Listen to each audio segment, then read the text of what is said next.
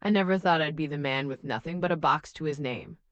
Success was my identity for so long that losing it felt like losing myself. But I'm getting ahead of myself. Let me take you back to when I was James Mitchell, founder and CEO of Mitchell Structural Solutions, Boston's premier engineering firm. I'd built it from the ground up over 12 years, one blueprint at a time. My crowning achievement came when we secured the Harbor Bridge project, $12 million, and Boston's most prestigious infrastructure contract in decades. The morning I signed those papers, I remember thinking, this is what it feels like when hard work pays off. When I called my wife Vanessa to share the news, she squealed with delight. I knew you'd get it, Jamie. Wait until I tell everyone at the charity gala tonight. I could practically hear her beaming through the phone. That night, she introduced me to everyone as Boston's structural genius. Her arm linked possessively through mine, her diamond bracelet, last year's anniversary gift, catching the light with every gesture. Our daughter Brooke, 16 and beautiful, texted friends under the table about her totally brilliant dad who was gonna basically rebuild Boston. We were that family, the ones who vacationed in Newport each summer, who hosted dinner parties where Vanessa served wine that impressed even her most sophisticated friends, whose Christmas cards showed us smiling on our Beacon Hill townhouse steps. Each night, I'd tuck Brooke in with stories of impossible engineering problems her daddy always solved. She'd listen with wide eyes, even as she grew too old for bedtime stories. You're like a superhero with a calculator instead of a cape, she once told me. I didn't realize how much I'd internalized those words, how deeply I'd come to believe that my value lay in what I could build, what I could provide.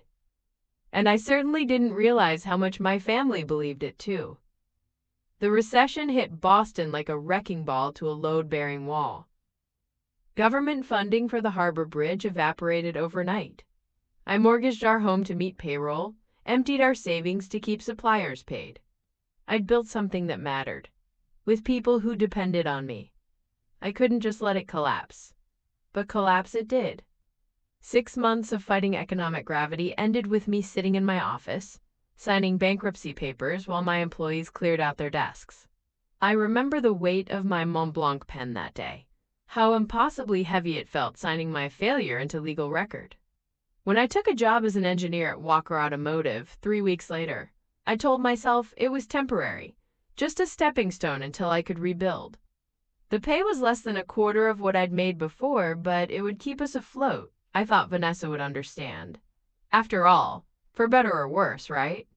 The first sign came when I mentioned a promising job lead over dinner. Vanessa sighed, swirling her wine. Another engineering position? Maybe it's time to think bigger, Jamie. This pays well, I defended. We have bills and Brooke's college fund. She cut me off. It's not just about money, it's about status, position, being someone who matters. The words stung, but I chalked it up to adjustment pains. We all were struggling to accept our new reality. Soon, though, the sighs turned to eye rolls. She wrinkled her nose at the engine oil smell that clung to my clothes. Can't you at least shower before coming to the table? It's like dining with a mechanic.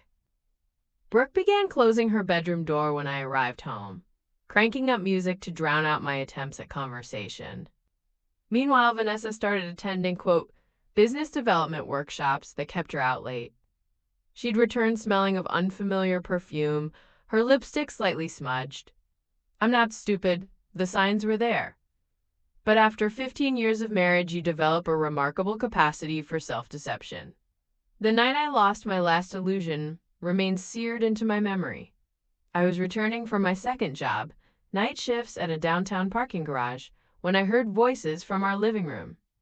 Vanessa was entertaining her friend Diane, both of them slightly wine drunk, speaking too loudly. I paused outside, not wanting to intrude. Then I heard my name.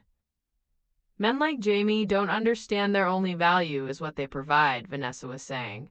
A man who doesn't make money is just useless decoration. I stood there, frozen, as Diane laughed sympathetically. Then came the voice that shattered me. Brooke, whom I hadn't realized, was also in the room. Dad's become such a downer. Like, get over it already. Alex says people who wallow in their failures never become successful again. Alex. Alexander Reeves. Vanessa's boss at Pinnacle Marketing Group. The name that had begun appearing in our dinner conversations with increasing frequency. I didn't confront them. Instead, I quietly backed away, returned to my car, and drove around Boston for hours, the city lights blurring their unshed tears. Something crystallized in me that night. A cold, clear understanding. What died wasn't my love for them, but my illusions about who we were as a family. For 2 more months, I worked my 2 jobs, watching my wife drift further away, my daughter's contempt grow sharper. I maintained the facade while secretly making arrangements. I knew exactly when and how things would end.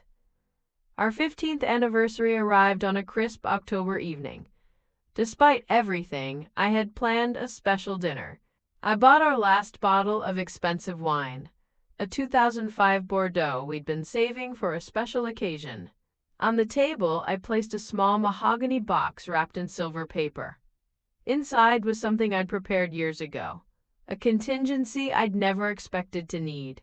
Vanessa arrived home late, Brooke trailing behind her. They barely acknowledged my efforts, picking at the food I'd spent hours preparing. "We already ate," Vanessa said dismissively. "Alex took us to that new French place downtown." When I presented the gift box, Brooke snorted. What could you possibly afford to give Mom that she'd want? Neither of them made a move to open it. Then the doorbell rang. I knew before opening the door who I would find. Alexander Reeves stood on our porch, an expensive bottle of wine in hand, looking at me with undisguised contempt. He was everything I no longer was: successful, confident, expensively dressed. Without waiting for an invitation, he stepped into our home, the home I still paid for, and handed the wine to Vanessa. "Ready for our evening?" he asked her, as if I weren't there. With shocking casualness, Vanessa turned to me. "You can go now, Jamie. Alex and I need to discuss our future." I stood there, absorbing the moment in its perfect, terrible clarity. Then came the final blow. Brooke appeared on the stairs, phone in hand, recording my humiliation. "Have some dignity, Dad," she said coldly. "This isn't your home anymore." Something inside me should have broken then. Instead, I felt a strange calm. I walked to the table, took only the mahogany box they hadn't bothered to open, and said, "You're right, it's not." I left that night with nothing but the clothes on my back and that small wooden box. As I drove through the darkness toward Chicago, I wasn't consumed with rage or grief. Instead, I found myself planning with a clarity I hadn't felt in months. If you've ever felt invisible in your own life, make sure you subscribe to hear what happens when a silent man finally makes himself heard. My Uncle Max lived in a modest apartment in Chicago's South Loop. A retired military man with little patience for self-pity, he offered me his spare room with minimal questions. "You look like hell," was his only comment as he handed me a beer and pointed to the couch. "Get some sleep. We'll figure it out tomorrow." That night, in the quiet of his apartment, I finally opened the mahogany box that Vanessa and Brooke had dismissed so easily. Inside were 3 things. First, documents showing my 15% ownership in Neurotech, a neurotechnology startup I'd invested in 5 years earlier, now worth $8 million. Second, a black unlimited credit card connected to a private account. Vanessa knew nothing about my what if fund that I'd maintained through small, regular deposits over a decade. And third, the deed to a downtown Chicago condo I'd purchased quietly as an investment property 3 years ago. I had always been cautious, always prepared for contingencies. It was the engineer in me. The irony wasn't lost on me. The very success my wife had left me for had never actually abandoned me. The next morning, I called Rachel Weber, my former finance director and the only person from my company who had reached out after its collapse.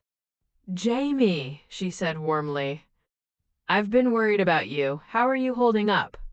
"I'm starting over," I told her, "and I need someone I can trust." Within a month, We had established Meridian Ventures in a small office space in downtown Chicago. With my neurotech connections and Rachel's financial expertise, we began identifying promising startups for investment. Meanwhile, I executed the second phase of my plan. Without Vanessa's knowledge, I systematically closed our joint credit cards. I transferred ownership of her luxury SUV, still in my name, to myself. I stopped contributing to the mortgage on our Boston home. Vanessa had made it abundantly clear that our life together was over, but she hadn't bothered with the practical details of separation. She assumed I would continue providing while she built her new life with Alexander. She was wrong.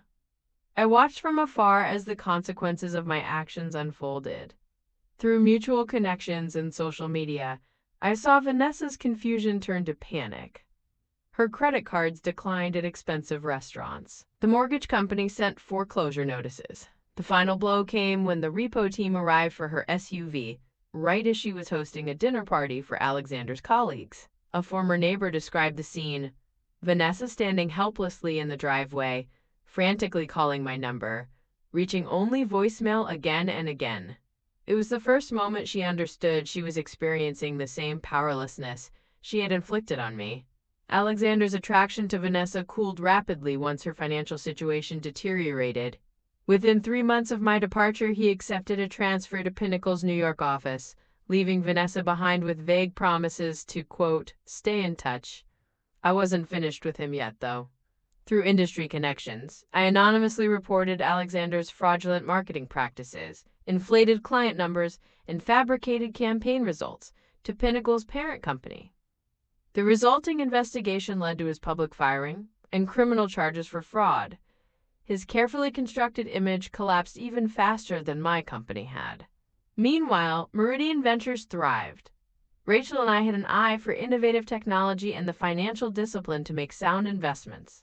We specialized in engineering and infrastructure startups, bringing both capital and expertise to the table.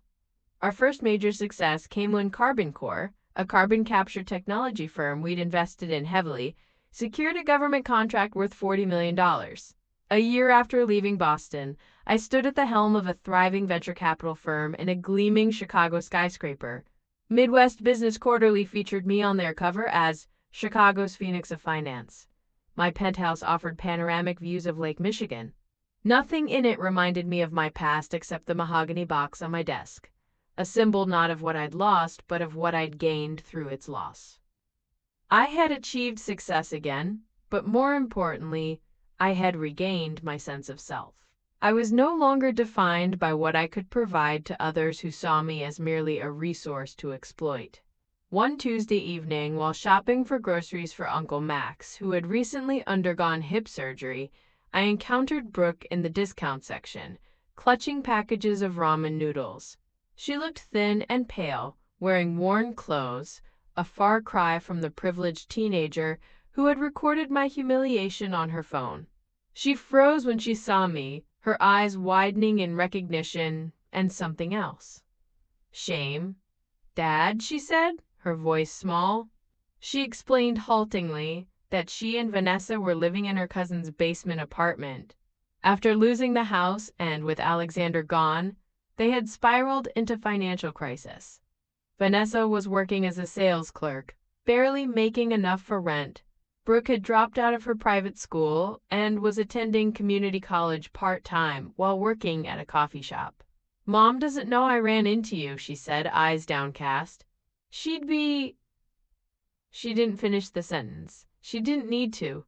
Though anger still burned within me, I couldn't ignore the pang I felt seeing my daughter reduced to this.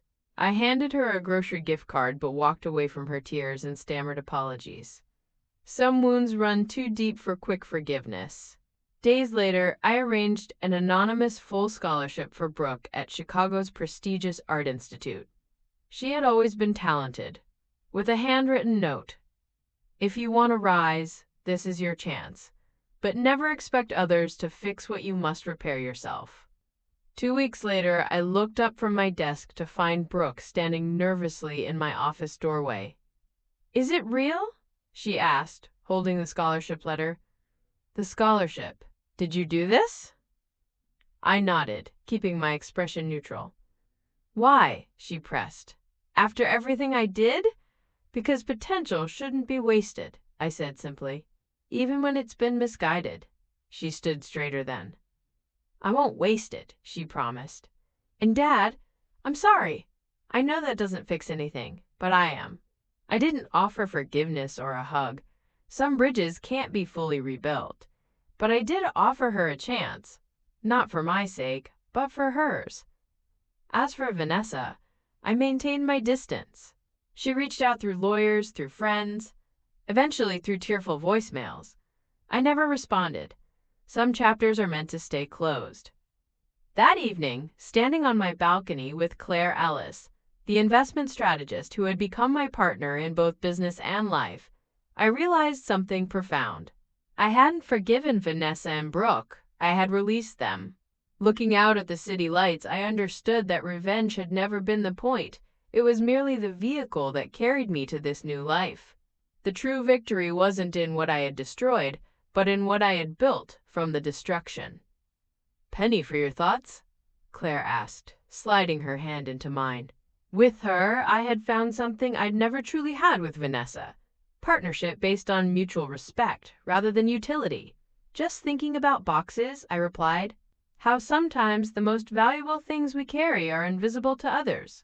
She squeezed my hand, understanding without needing the full story. That's the thing about true partners. They see your value even when you're standing in shadows. Has someone ever underestimated you? Let me know in the comments, and don't forget to like and subscribe for more stories about justice served cold. My name is James Mitchell. Once, I was a successful man who lost everything. Now I'm a successful man who found himself. The difference? I no longer measure my worth through others' eyes. You might wonder if I regret any of it. The cold calculation, the systematic dismantling of lives. There are moments, late at night, when I question whether I became the very thing I despised, someone who sees people as disposable. But then I remember the look in Vanessa's eyes when she told me to leave my own home. I remember Brooke recording my humiliation instead of defending me. And I understand that sometimes the most compassionate thing you can do for yourself and others is to show them the natural consequences of their choices. Everyone deserves to be valued for who they are, not what they provide.